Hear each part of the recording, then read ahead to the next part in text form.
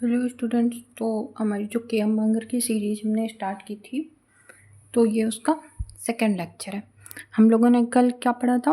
Basics of solar system पढ़ा था, और जो जियोलॉजी है उसकी बेसिक्स जो ब्रांचेस हैं उनकी डेफिनेशन पढ़ी हुई थी।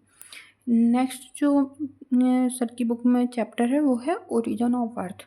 तो हम इस चैप्टर में सारी की सारी जितनी ओरिजिन ऑफ अर्थ की थ्योरीज हैं उनके बारे में स्टडी करेंगे। ओके, तो चलिए हम स्टार्ट करते हैं। वन बाय वन हम पढ़ेंगे, उन थ्योरीज को एक्सप्लेन करेंगे, जिससे आपको समझने में, बेसिक अंडरस्टैंडिंग में प्रॉफिट हो। So start. तो जनरली क्या होता है? Okay, first I will read then explain. In general, the theories of origin of solar system can be divided into two groups: evolutionary theories and catastrophic theories. तो जो origin of अर्थ हुआ था, हमारा अर्थ या फिर जो पूरा का पूरा आपका सोलर सिस्टम ओरिजिनेट हुआ था, उसको एक्सप्लेन करने के लिए हमारे पास में मेनली टू टाइप्स की थ्योरीज हैं। एक है एवोल्यूशनरी और second one is catastrophic. Evolutionary theories का मतलब है कि ग्रेजुअल इंक्रीज हुआ था, कोई भी चीज़ है वो ऐसे ग्रेजुअली बनी थी। और कैटास्ट्रॉफी का मतलब है अचानक से कोई सडन चेंज आया जिसकी वजह से सोलर सिस्टम का फॉर्मेशन हुआ था। So evolutionary theories, the theories which suggest that planets are formed during the evolution of sun are called evolutionary theories. Nebular hypothesis is an example of these theories. So जो हमारी theory थी origin की, अब उस पर gradual increase हुआ, और जब ग्रेजुअली किसी चीज़ पे इंक्रीज होता है उसका एवोल्यूशन होता है। जैसे मैग्मा से जब रॉक बनती है तो हम क्या बोलते हैं कि मैग्मा का एवोल्यूशन हुआ। एक्चुअल में क्या हो रहा है? मैग्मा का डिफ्रेंसिएशन हो रहा है, पर हम उस डिफ्रेंसिएशन के थ्रू वो आगे को एक सीरीज़ के फॉर्मेट में ग्रो कर रहा है, इसलिए हम क्या बोलते हैं कि मैग्मा का एवोल्यूशन हुआ है। तो उसी काइंड से हमारा होगा कि जो हमारी अर्थ है, जो हमारा सोलर सिस्टम है, उसमें जो पहले से सन है और उसका फिर एवोल्यूशन हो रहा है, तो उसको बोलेंगे एवोल्यूशनरी थ्योरी। और जो आगे अपन टाइप्स पढ़ेंगे उस पर है नेबुलर हाइपोथेसिस, यहाँ पर है। तो नेबुलर हाइपोथेसिस इसका एक एग्जाम्पल है। Second one is catastrophic theories. So catastrophic theories are those which imagine that planets are formed by some special accident or catastrophe, such as the close approach of two stars or by collision of two stars. However, as the stars are so far apart in galaxy, the possibility of such a catastrophe is extremely rare. So the example of catastrophic theories are planetesimal and gaseous tidal hypothesis. So catastrophic theories कैसी होंगी? जिनमें हम ये imagine करते हैं कि planet form हुए हैं कुछ स्पेशल कैटास्ट्रॉफिक इवेंट्स के थ्रू, जैसे कि कोई दो स्टार्स का एक साथ आसपास आ जाना, या फिर कोलिजन हो जाना। कोलिजन मीन्स क्या होता है? टकरा जाना। मान लीजिए एक स्टार ये है, एक स्टार ये है, और ये दोनों स्टार टकरा गए, तो क्या होगा? बहुत सारा मटेरियल स्प्लैश कर जाएगा, मटेरियल बिखर जाएगा। आपके पास में दो मिट्टी की बॉल है, उनको आपस में टकरा दीजिए सूखी मिट्टी की, तो क्या होगा? वो मिट्टी आपस में बिखर जाएगी वहाँ पर। तो ये कैटास्ट्रॉफी हो गई। या however as the stars are so far apart in the galaxy, हमारी जो गैलेक्सी है उस पर क्या ऐसा हो सकता है? तो मैं बोला कि ऐसी प्रॉक्सिमिटी बहुत कम है होने की, कम मतलब बिल्कुल रेयर ही है, पर कुछ थ्योरी हमारी सजेस्ट करती हैं कि ऐसा हुआ होगा जिसकी वजह से जनरेट हुआ है। और ऐसा रेयर है क्यों? क्योंकि जो दो सन हैं वो बहुत दूर दूर हैं। आप खुद ही देखिए, पूरा का पूरा आपका जो सिस्टम है, सोलर सिस्टम है, वो क्या करता है? एक सन के सराउंडिंग में घूम रहा है। तो मतलब वो पूरा एरिया छोड़ करके फिर उसके आगे कोई एरिया होगा जहाँ पर दूसरा सन है। ये पूरा का पूरा सोलर सिस्टम एक सन के अराउंड कर रहा है, तो कितने दूर होगा दूसरा सन? सो ये थ्योरी बहुत कम है, पर इसका एक एग्जांपल हमें देखने मिलता है जो प्लैनेटेशियस और गैसियस टाइडल हाइपोथेसिस दी गई हैं उनके through. Okay, so best known hypothesis कौन कौन सी हैं? Nebular hypothesis, planetesimal hypothesis, gaseous tidal hypothesis, binary star hypothesis, gas dust cloud hypothesis. आप लोगों के लिए एक होमवर्क है कि कमेंट में आपको ये सारी प्रोसेस लिखनी है, और आगे अभी इसका आंसर आपको इसी लेक्चर में मिलेगा, बस आपको लिखना है इस तरीके से, क्योंकि आप जैसे ही कमेंट में लिखोगे ना तो आपको याद होंगी चीज़ें।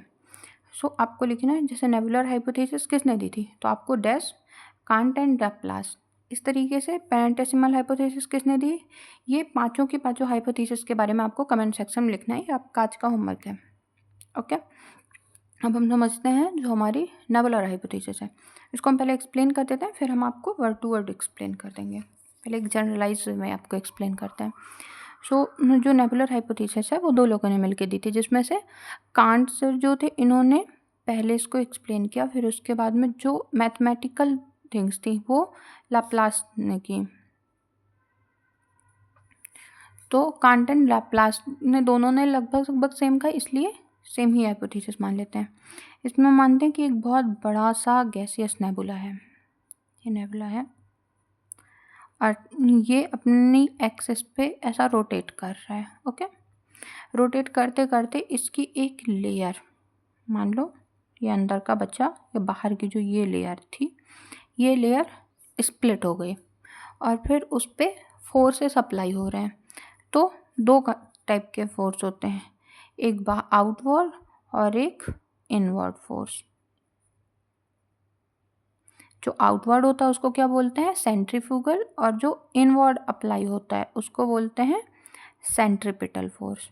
ओके, तो जब सेंट्रीफ्यूगल फोर्स कम होगा और सेंट्रीपिटल फोर्स ज़्यादा होगा तो ये जो लेयर यहाँ पे ऐसी जनरेट हुई थी एक छल्ले की तरीके से, तो ये क्या होगी? कंसंट्रेट हो करके एक प्लैनेट को बनाएगी और फिर ये प्लैनेट इस गैसियस नेबुला से बना है तो ये इसके चक्कर लगाना शुरू कर देगा, तो रिवोल्यूशन करेगा और लास्ट में जो ये नेबुला बचा वही हमारा सन है।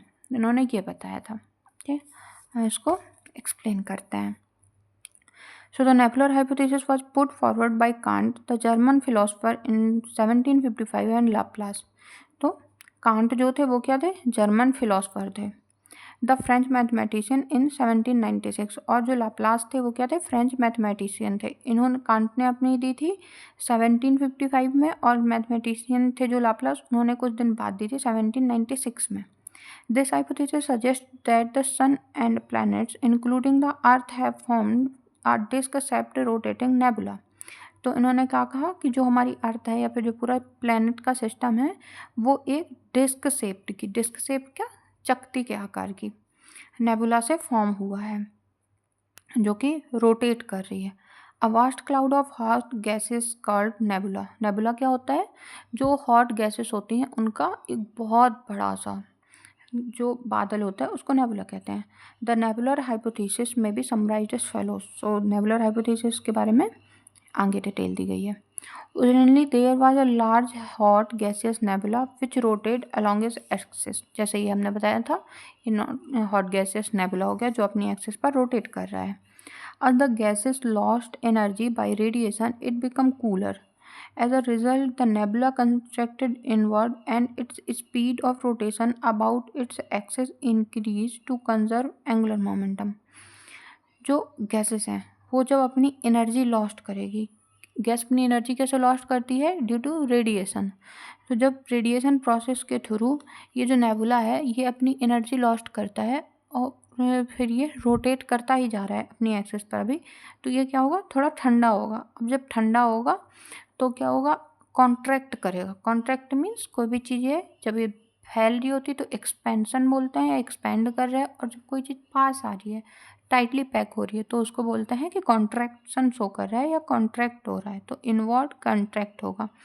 तो स्पीड ऑफ रोटेशन क्या होगी? जब कोई मटेरियल बहुत बड़ा है, फैला हुआ है, बिखरा हुआ है, तो उसकी स्पीड क्या होती है? स्लो होती है। जब कोई मटेरियल कॉन्ट्रैक्ट हो गया तो उसकी स्पीड क्या होती है? फास्ट हो जाती है। सो इसकी स्पीड इंक्रीज हो जाएगी। इंक्रीज क्यों होती है? एंगुलर मोमेंटम के लिए, क्योंकि एंगुलर मोमेंटम क्या होता है? एम और वी से मिलके बना होता है। सो अगर हमारा एम कम हो रहा है तो वी पे इफेक्ट पड़ेगा, इसलिए angular momentum. Due to this, the centrifugal force in the equatorial zone also increase, thereby causing nebula to bulge out in equatorial zone. अब जब यहाँ पर कॉन्ट्रैक्शन हो रहा है तो जो इक्वेटोरियल रीजन है इसका, ओके, यहाँ पर क्या होगा? नेबुला में सेंट्रीफ्यूगल जो आउटवर्ड फोर्स है वो ज़्यादा होगा, जिसकी वजह से जिसकी वजह से क्या होगा, एक डिस्क से जो आपका बल्ज है वो इक्वेटोरियल जोन से अलग हो जाएगा। The cooling and contraction of nebula continue. The ultimately a stage come when the centrifugal force become greater than the gravitational attraction acting inward. As a result, a gaseous ring was separate out. So जब हमारे nebula है, ये nebula से ring generate होने वाली थी, तो क्या हुआ, जो सेंट्रीफ्यूगल एक्शन चल रहा था, सेंट्रीफ्यूगल जब बड़ा हो जाएगा ग्रेविटेशन से, ग्रेविटेशन क्या था, किसी भी चीज़ को सेंटर की तरफ अट्रैक्ट कर रहा होता है। अर्थ का ग्रेविटेशनल फोर्स कैसे काम करता है, जो भी चीज़ ऊपर है उसको नीचे ला रहा होता है अर्थ के सेंटर की तरफ। तो जब ग्रेविटेशनल फोर्स कम पड़ जाएगा कंपेयर टू, कौन सा फोर्स बाहर जा रहा था, आउटवर्ड एक्ट कर रहा था, सेंट्रीफ्यूगल फोर्स। सो क्या जनरेट होगा आपका, एक रिंग, ये रही रिंग, ये सेकेंड रिंग, ये थर्ड रिंग, ये रिंग जनरेट हो जाएंगी नेबुला से। ये देखिए यहाँ पे रिंग दिखाया गया, ये एक रिंग है जो कि बाद में इस तरीके से जनरेट हो गई है और ये चक्कर लगा रही है। So the above process was repeated and successive rings of gases material were thrown off from the central mass. यही प्रोसेस रिपीट होती गई और ये बार बार ऐसे ही बनती गई जब तक ये ठंडा नहीं हो गया। So in the final stage, the ring condensed into planetoids were formed when one such ring broke into a small fragment. मैं कहा जो ये रिंग है ये प्लैनेट्स को फॉर्म कर रही हैं, और जब एक प्लैनेट बिखर गया बहुत सारे फ्रेगमेंट में, जब ये रिंग बिखर गई तो उससे प्लैनेटॉइड्स का फॉर्मेशन हुआ। The central mass of the nebula continued to shrink and finally formed the sun. जो ये सेंट्रल में पार्ट था ये कंटिन्यूस श्रिंक करता गया और लास्ट में जब ये बहुत ही हाईली कॉन्ट्रैक्ट हो गई गैसेस, तो ये क्या बना, सन का फॉर्मेशन किया इन्होंने। अब नेबुलर हाइपोथेसिस जब सुनने में बहुत परफेक्ट लग रही, तो इसके ड्रॉबैक क्या थे, इसको एज इट इज एक्सेप्ट क्यों नहीं किया गया। So the nebulous hypothesis was not favored because it had following defects. This hypothesis could not explain energy distribution within the solar system. The sun, which possesses most of mass, about 99.9% of solar system, should have gathered maximum angular momentum. तो जब हम लोग starting में पढ़ रहे थे तो हमने बताया था कि मास जो है सन का वो प्रॉब्लम क्रिएट किया था इनकी थ्योरी के बारे में, तो वही बताया गया है कि ये हाइपोथेसिस एक्सप्लेन नहीं कर पाई थी किस चीज़ को। ये क्वेश्चन आया हुआ है एक बार, डायरेक्ट इसी लाइन से आया है कि कांट जो नेबुलर हाइपोथेसिस है वो क्यों नहीं एक्सेप्ट की गई थी, और ऑप्शन में था एनर्जी डिस्ट्रीब्यूशन को एक्सप्लेन नहीं कर पाया था, तो ये याद रखना।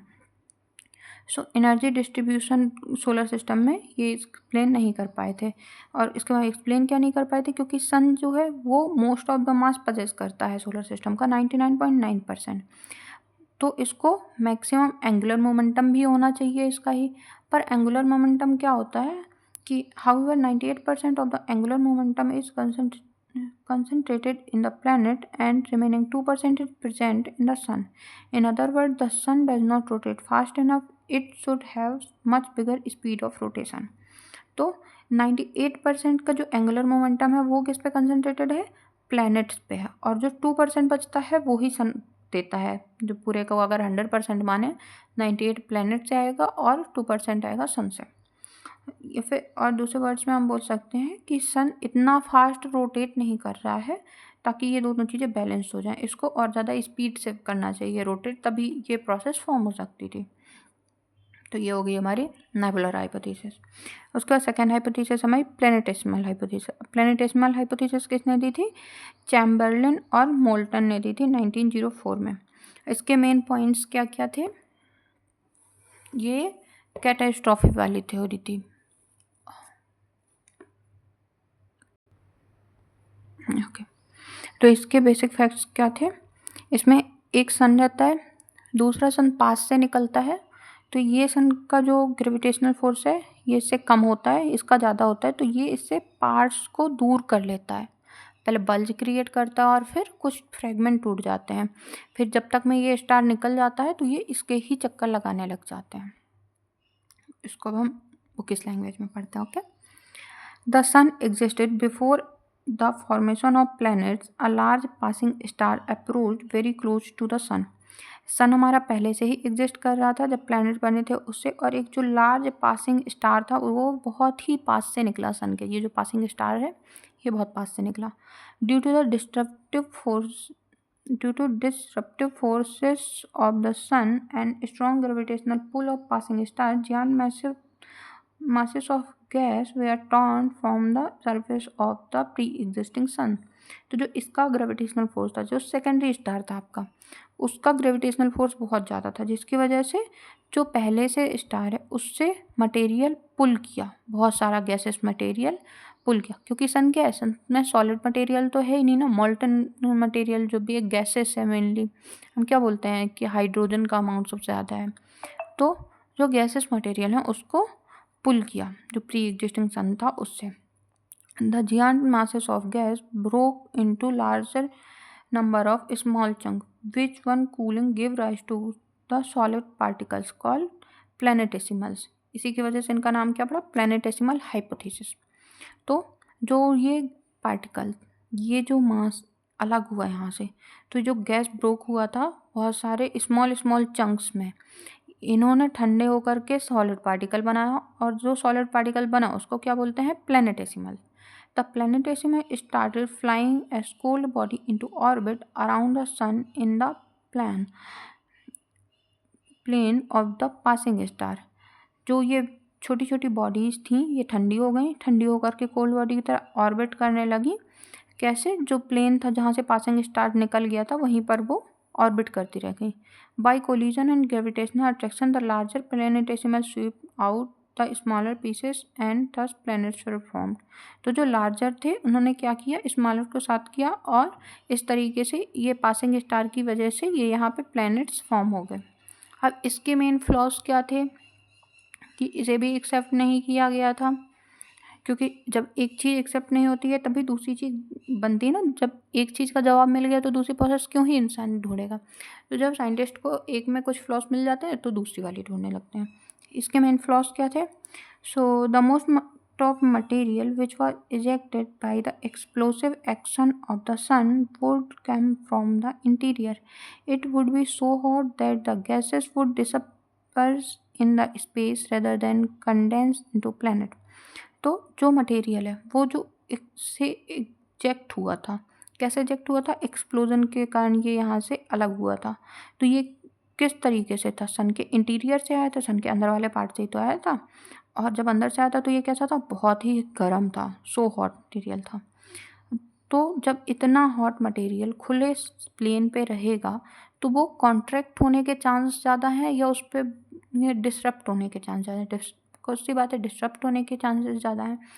तो जो मटेरियल है वो सॉलिड होकर के प्लैनेट बनने की जगह डिसअपियर हो जाएगा स्पेस में, जो स्पेस है वहाँ पर, ठीक। तो इसलिए इसको गलत माना। दूसरा क्या था गलत मानने का, although angular momentum interpreted to the planets by a passing star would be greater than the produced rotation of a nebula, amount is still less than that observe.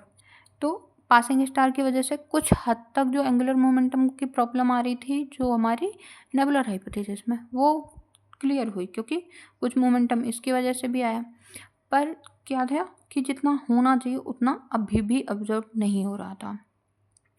The space is vast and there for the probability of a close approach of two star is extremely rare. पर जो हमने पहले discuss किया था कि दो star के पास आने की जो प्रॉक्सिमिटी है वो बहुत ही ज़्यादा रेयर है, वो मोस्ट ऑफ द केसेस नहीं आ पाते हैं पास में। तो ये प्रॉब्लम हो गई इसकी वजह से, और आगे ग्रेजुअली देखा गया कि कौन सी प्रोसेस को हम फॉलो कर सकते हैं। जो लास्ट सेकेंड है ना उसका क्या नाम है, गैसियस टाइडल हाइपोथेसिस। ये हाइपोथेसिस किसने दी थी, जीन्स एंड जेफरीज ने दी थी 1925 में। इसको इस तरीके से समराइज कर सकते हैं। ओके, इसमें भी क्या हुआ था, जैसे उसमें पासिंग स्टार था इसमें भी पासिंग स्टार है। उसमें क्या हुआ था, सीधे प्लैनेट से ही अलग हुए थे मटेरियल से, एक चंक्स के फॉर्म में हुए थे। और इसमें क्या हुआ है, एक स्प्लिंडल के फॉर्म में आएगा, ऐसा ये बॉडी की टाइप में आ रहा है, और फिर बाद में ये बॉडी प्लैनेट्स के फॉर्म में फ्रेगमेंट हो जा रही है। ओके, लगभग लगभग सेम है, बस वही है, थोड़ा सा इसको एक्सप्लेन कर लेते हैं। A very large star progressively approached close to the sun due to the gravitational pull of the star. A gaseous tide was raised on the surface of the sun. As the star come nearer, the tide increased in size.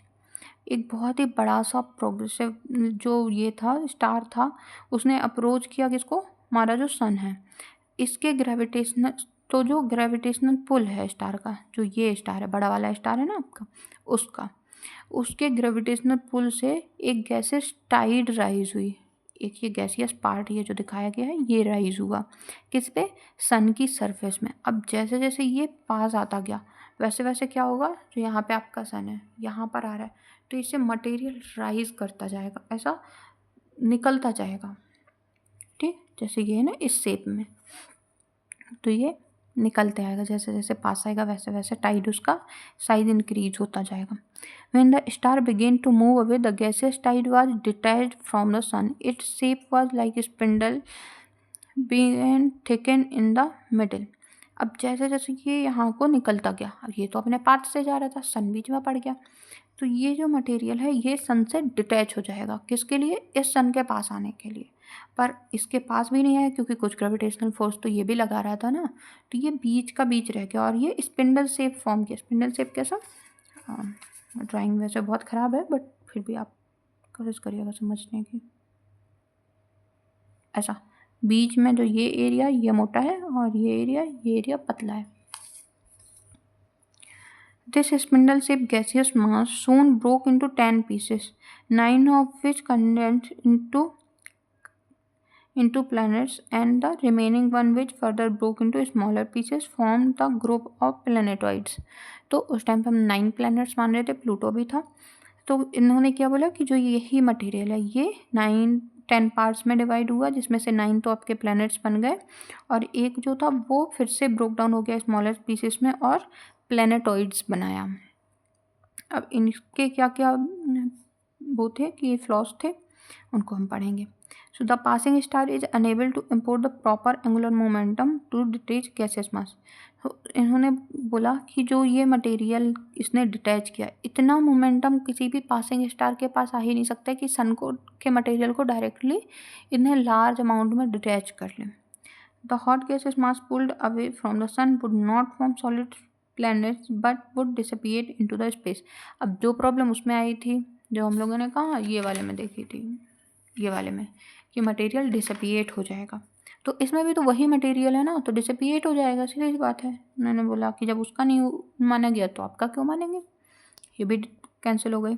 अब binary star hypothesis, binary star hypothesis किसने दी थी, लाल्टन ने दी थी। इसमें क्या हुआ था, इसमें भी इन्होंने सेम ही बात बोली, बस इन्होंने क्या बोला, ये स्टार अकेले, इन्होंने एक कंपेनियन स्टार लिया, मतलब उसका जुड़वा जो था सन था, पार्टनर बोल सकते हो आप, तो पार्टनर स्टार था, और दूसरे सन ने उसको अप्रोच किया आने के लिए, और वो सन से मटेरियल जो कंपेनियन स्टार था वो उसको थोड़ा दूर ले गया और उसके बाद में उसी से टर्न हो करके जो कंपेनियन स्टार था वो प्लैनेट्स को फॉर्म कर देता है, गैसेस फिलामेंट बनते हैं, जैसे गैसेस टाइडल हाइपोथेसिस है, उन्होंने बोला इसी तरीके से। गैसेस टाइडल कौन सी हाइपोथेसिस थी अपनी, जो हमें जेन्स एंड जेफरीज ने दी है, ये वाली, यही उन्होंने बोला, बाकी सारा कुछ ऐसे ही होगा, बस ये अकेला नहीं है, इसके साथ में इसका कंपेनियन स्टार भी है। This hypothesis was proposed by Lyttleton in 1938। Before the formation of planets the sun had a companion star, मतलब एक पार्टनर स्टार था। Another star approached close to these double star and dragged the companion star away. अब जब दूसरा सन आया तो इस सन से उन्होंने बोला मटेरियल नहीं निकाला है, इन्होंने बोला था सन से मटेरियल निकाला है, उसने क्या बोला, इसके साथ में एक और जुड़वा था, इसका जो पार्टनर था उस पार्टनर को ही ये अपने साथ ले गया। A gaseous filament was torn from the companion star and it remains close to the sun. अब जो ये मटेरियल इसका कंपेनियन स्टार का था ना, वो इस तरीके से फॉर्म होगा कि सन के क्लोज में भी रहा और यहाँ भी आ गया। The planets were originated from this gaseous filament in same way as describe in gases tidal hypothesis. अब जैसे गैसेस टाइडल हाइपोथेसिस ने डिस्क्राइब किया कि वो टूट गए, प्लैनेटॉइड्स बन गए, सेम उन्होंने बोला बाकी सब मैं वैसा ही मान रहा हूँ, पर ये हुआ था कि यहाँ पे इसका एक पार्टनर था, जिस पार्टनर को कोई तीसरा आया जिसने कि डिटैच कर लिया। ओके, ये हो गई हमारी, दी गई हैं इस बुक में मेन थ्योरीज। अब जो रिसेंट या फिर एक्सेप्टेड थ्योरी है अकॉर्डिंग टू दिस बुक, वो कौन सी है हमारी, उसको भी पढ़ लेते हैं। ओके, तो रिसेंट थ्योरी ने कौन सी मानी है, जो कांट की नेबुलर हाइपोथेसिस है। नेबुलर हाइपोथेसिस में जो लास्ट में फिर लाप्लास सर है, उन्होंने मैथमेटिकल एडजस्टमेंट किए, कुछ और चीज़ों को एक्सप्लेन किया, तो ऑलमोस्ट थोड़ा बहुत मॉडिफिकेशन के साथ वही थ्योरी को हम अभी भी मान रहे हैं। So, since 1943, there has been a tendency to swing back to theories of Laplacian type के जो थे उन पे हम swing कर रहे थे। These theories can to explain well the observed variation in chemical composition and density of planet। क्यों? क्योंकि इस थ्योरी ने क्या एक अच्छे से ऑब्जर्व किया था जो वेरिएशन है केमिकल कंपोजिशंस का, कि आउटर प्लैनेट कैसे हैं, इनर प्लैनेट कैसे हैं। इनर प्लैनेट आपके कौन से थे, आउटर प्लैनेट कौन से थे, कल के लेक्चर में हमने देखा था। Density of planet. The objection to Laplacian theory that the sun angular momentum is too small has now been removed। अब जो एंगुलर मोमेंटम वाला केस था वो सर ने अपना, क्योंकि ये मैथमेटिशियन थे, इन्होंने रिजॉल्व करा दिया। So the main point of recent theory are as follows. तो अब रीसेंट थ्योरी क्या है उनको हम इन 3 पार्ट में समझ लेते हैं अपना। There was a disc shaped cloud of gas and dust around the sun. इसी को हमने क्या बोला, नेबुलर हाइपोथेसिस में जो ये क्लाउड है गैस और डस्ट का, इसको उसमें हमने नेबुला बोला, इसमें बोला सिर्फ डिस्क शेप्ड क्लाउड है। The planet were formed by gradual aggregation of dispersion matter in the cloud। अब फॉर्म कैसे हुए हैं प्लैनेट, जो ग्रेजुअल इसका एग्रेशन हो रहा है और जो इसमें डिस्पर्स मटेरियल था इसी नेबुला में, उसी से फॉर्म हुआ है। Close to the sun where temperature were highest, only those materials condensed which had high melting point, such as metal and rock forming compounds। Hence the denser planets grow in the hot region lying closer to the sun। अब जो material सन से निकला या सन के पास में था, जो heavier material था, वो क्या होगा, सन के पास में ही कंडेंस्ड हो जाएगा, जिसका मेल्टिंग पॉइंट हाई है। तो इसी की वजह से क्या है, जो रॉक फॉर्मिंग कंपाउंड्स हैं, जो हैवी आपके मटेरियल हैं, जैसे अर्थ है, इस पे क्या है रॉक फॉर्मिंग मटेरियल, तो ये जो ऐसे वाले थे ये क्या हुए, सन के क्लोजर प्रॉक्सिमिटी में सन की तरफ ये फॉर्म हुए, और जो गैसियस नेचर के थे वो क्या हुए, दूर जाके सन से फॉर्म हुए। जैसे कि ये लिखा हुआ है, volatile material such as water, methane, ammonia were blown away, they condensed in cold outer zone of the solar system, thereby forming low density planets. तो जो ये वोलाटाइल मैटर था, गैसेस थी, वाटर थी, ये क्या हुआ, जो रॉक फॉर्मिंग था ये तो बहुत हाई हीट को सस्टेन कर ले रहा था, तो ये सन के पास में था, और जो ये गैसेस थी ये दूर चली गई। वहाँ पे क्या था, टेम्परेचर बहुत कम था, जिसकी वजह से ये कंडेंस्ड हो गए। तो इनने जो लाइट वाले हैं आपके आउटर प्लैनेट हैं, लो डेंसिटी प्लैनेट, उनको बनाया। ठीक है। The primitive sun had a considerable magnetic field, it act as a rotating magnet and accelerate the hydrogen ion present in the dust cloud. जो प्रिमिटिव सन है वो magnetic field generate करता था। क्यों? क्योंकि सन के साथ में मैग्नेट होता है जो आपका मैग्नेटिक फील्ड को जनरेट करता है। जैसे अर्थ में मैग्नेटिक फील्ड होती है, वैसे ही सन भी मैग्नेटिक फील्ड को जनरेट करता है। सो इसकी वजह से ये रोटेटिंग मैग्नेट की तरह एक्ट कर रहा था, और जो हाइड्रोजन आयन इसमें प्रेजेंट है वो और ज़्यादा डस्ट क्लाउड को एक्सेलरेट कर रहे थे रोटेट करने के लिए। Due to this acceleration the gases moved outward away from the sun, carrying the fine dust with them and leaving only larger solid mass in the region of inner planets. तो जो ये hydrogen ion थे, इनकी वजह से क्या हुआ, जो गैसेस मूव कर रही थी, तो जो आउटवर्ड गैसेस थी, जो थोड़े बहुत जो फाइन डस्ट के पार्टिकल्स थे, उनको लेकर के ये क्या की, इन्होंने ये डिस्क जो आपकी ये क्लाउड था उससे अलग हो गए, और जो सॉलिड मासेस थे वो उसी रीजन में रहने दिया। जो वो सॉलिड मास थे उनसे फिर बाद में क्या बना, इनर प्लैनेट फॉर्म हुए। Thus there was the transfer of momentum from the sun to the gas ion which slow down the sun's rotation। तो क्या हुआ, जब सन ने अपना मास दिया तो इसकी वजह से सन का जो रोटेशन स्पीड था वो कम होता गया। तो सन का रोटेशन ने क्या बताया कि सन हमेशा से इसी स्पीड से रोटेट नहीं कर रहा था। पहले सन फास्ट रोटेट कर रहा था, फिर धीरे धीरे जब सन ने अपना मास दिया तो रोटेशन उसका जो वेलोसिटी थी वो कम होती गई, जिसकी वजह से एंगुलर मोमेंटम उसका कम हुआ है। This process also explains how the dust clouds were divided into two regions as inner gas free region of solid particles and outer region rich in gases. तो इससे क्या हुआ, उन्होंने ये भी एक्सप्लेन कर दिया कि कैसे जो आउटर प्लैनेट्स हैं वो गैसेस रिच हैं और जो इनर प्लैनेट है जो सन की प्रॉक्सिमिटी में है वो सॉलिड पार्टिकल से बने हुए हैं, रॉक फॉर्मिंग मटेरियल से बने हुए हैं, मेटेलिक चीज़ों से बने हुए हैं। तो इस तरीके से ये हमारी रिसेंट थ्योरी है जिसको हम आज फॉलो करते हैं अपना ये बताने के लिए कि अर्थ का या पूरे प्लैनेट्स का ओरिजिन कैसे हुआ। आपके लिए एक और लास्ट क्वेश्चन है, आपको बताना है कि जो अर्थ है उसकी एज कितनी है और जो पूरा सोलर सिस्टम है उसकी एज कितनी है। Okay, so thank you very much. Next lecture में हम एज ऑफ अर्थ कैसे डिटरमाइन करते हैं उसके बारे में बात करेंगे। So thank you.